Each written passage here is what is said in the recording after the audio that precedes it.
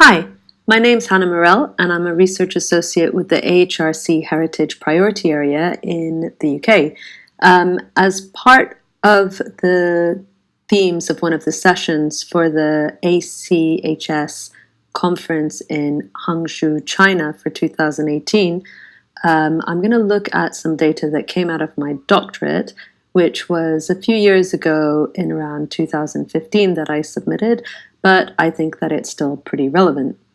I interviewed over 100 Londoners and New Yorkers who are involved in some capacity with the historic environment in an effort to see how we can learn from each other in terms of urban governance and what sort of shared challenges and responsibilities we have. Many of the people I interviewed were archaeologists, and I wanted to know how international policies trickled down into impacting the very nature of how we practice and work, and how we actually feel about our work and work culture. Some of the data in the later part of this talk is drawn from those in-depth interviews. This is just a really super quick glance at some of the thoughts and findings of that research. So in this talk, I did want to expand on the idea of world-city hypothesis, which triggered all this, but instead, I'm just going to literally jump to the point, which is simply recognizing that both international and national agendas and policies play a vital role in shaping things like research, practice, structures, management, and even down to the conduct of archaeologists and their associated institutions, and how they actually feel about their work. We forget that actually international agendas and policies, or in some circumstances we can call them trends, really have shaped how we view and see the historic and natural environment and how we practice archaeology over the years. So as I said, I'm going to skip into delving into urban studies and world city hypothesis theories and just take you through to really briefly give an idea of what different ways we can think about governance and boundaries. How I looked into this idea of policy or governance changes the way we practice was through looking at archaeology in cities and how it's changed in cities. I'm a massive fan of cities. I think that they're great. They are these fast-paced melting pots of diversity, which means that they could and are used as test beds for launching things from products to services to policy. And it's just really one of those reasons that I focus on cities and why I think they're so interesting. They're used for innovative political changes and new forms of governance and are good sources of understanding how various groups, organizations, and professions, including archaeology and heritage, need to renegotiate their role, position, and values within society. One of the things I should point out is that I think this sort of research largely reflects your own political biases. So for me, I chose to look at the research of understanding the impact of global and national policy on archaeology from a neoliberal approach. What I mean by this is that how I see neoliberalism is that it's an ideology that venerates the logic of the market. I do stress how I see it because some circles don't even acknowledge the word exists and see it as a political slur or a term without any analytic power. But there have been plenty of researchers that have explored ways in which neoliberalization has had an anti-democratic effect on urban governance through precisely these sorts of policies of promoting the free market, privatization, and deregulation. A lot of researchers concerned with the urban have discussed the impact of neoliberal policies on both urban governance and cultures of planning. Cities are struggling to deal with shifting distribution of powers, changes to decision-making bodies, and the competitive demands of the global economy. Global cities have often experienced these sorts of challenges more strongly, being the attractive and lucrative spaces that they are. These neoliberal policies also, of course, trickle down from the global and impact a lot of other parts of life. And it's done so for archaeology and how we protect the historic and natural environment. Needless to say, in all this, environmental and cultural concerns, such as protecting nature or biodiversity or material cultural and in land use, can become sidelined in policy and severely overlooked in the decision-making process. Changes can range from institutional restructuring to personal dynamics, funding, professional opportunities, and even changes to how the law is set out. This slide shows just a few of the areas that are changing or needing to renegotiate their role within the wider sector or even wider society. And we see a lot of this in the UK, particularly with Brexit highlighting and perhaps even accelerating, you could say, these issues more and more.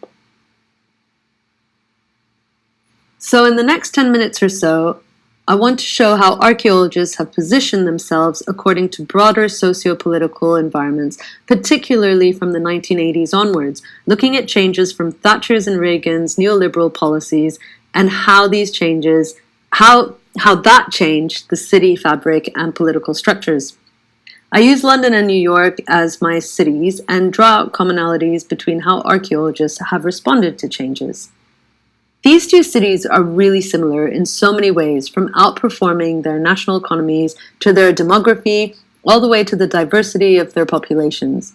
They're also both cultural hubs as well. But what I liked about them is they are also similar with how they progressed with their archaeology and planning.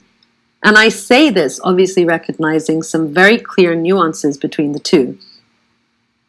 But I just won't go into that here.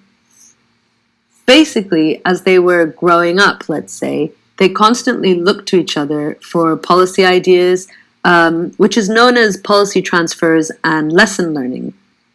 That's when local governments around the world adopt ready-made policy packages developed from other cities instead of involving and engaging the public in democratic debate to make policies that are relevant to and for them. So we see common adoptions of city movements, nuisance laws, zoning, deregulation, and so on, brought on by both cities acting in response to similar challenges. For example, the impetus for them to develop and advance planning approaches and legislation came from the need to respond to socio-economic issues such as, let's say, poverty, sanitation, health crises, epidemics, or it could have been social crises such as riots and strikes. And then, of course, you have the natural hazards such as fires and floods. They also both went through a sort of power play between government bodies and their role with regulation against, say, supporters who promoted the right of property, land use, and other so-called freedoms.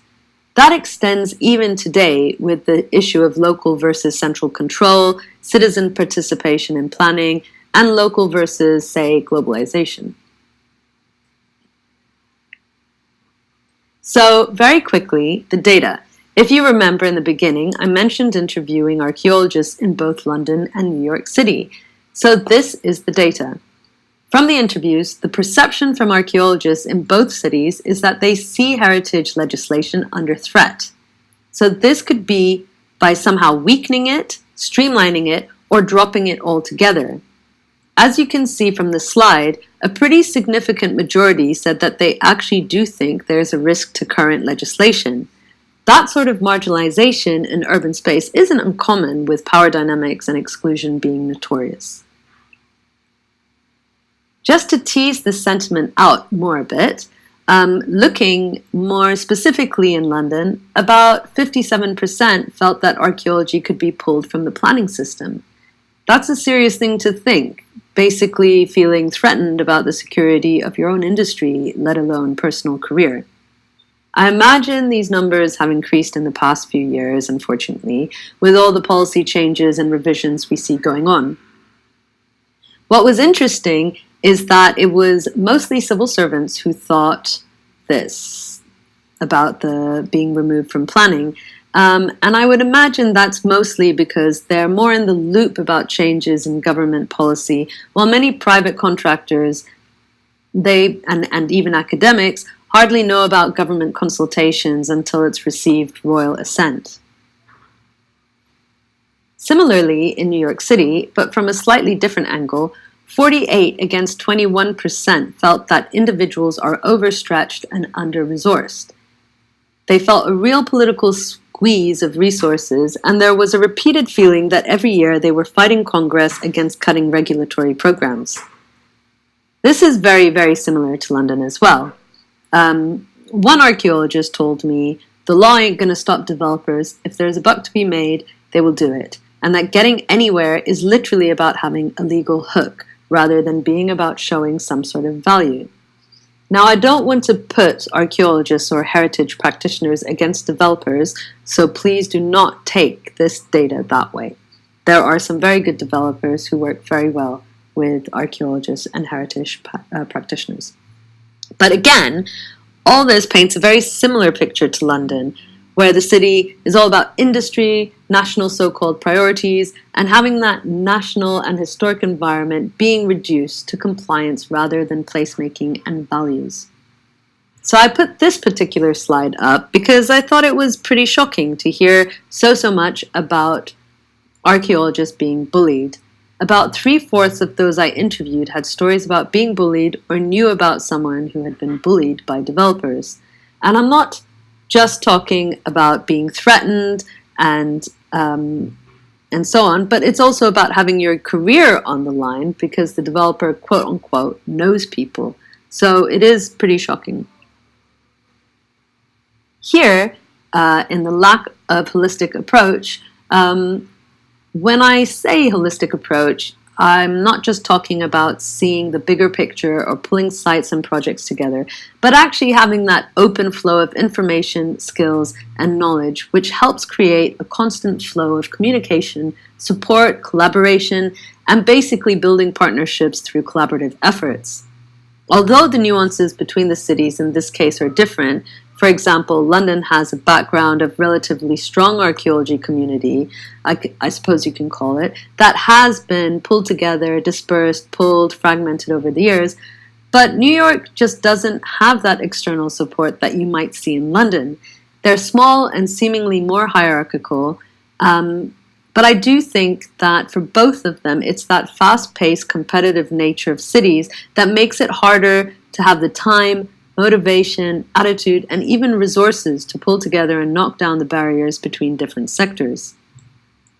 I should also really point out that this sentiment had a very clear generational aspect to it, with the majority saying that there is a lack of holistic approach being over the age of 50, which again directly corresponds to how archaeology changed post-1980s.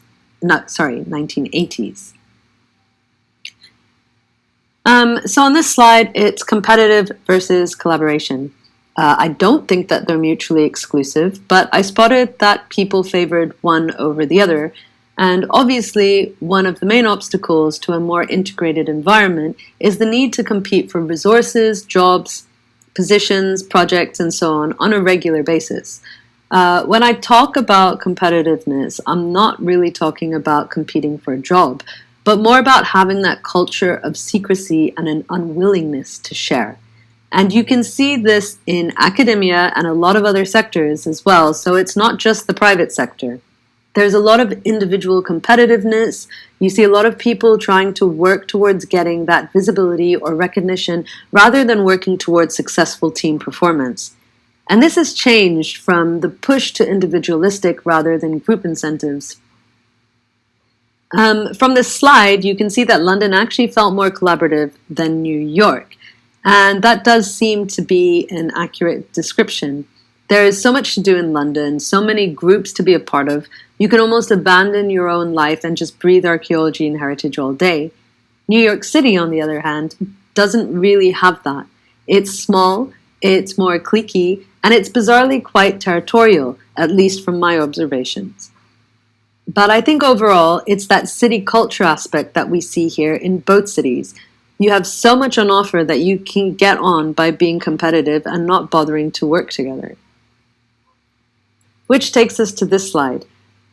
You can see Londoners think that they are fragmented, but New Yorkers, in a way, they're just so small and basically made up of what's called moms and pops, with two-man private companies, one city archaeologist. They don't really have the luxury to call themselves fragmented. They just do their thing and get on with it. And although I would point out that 44% is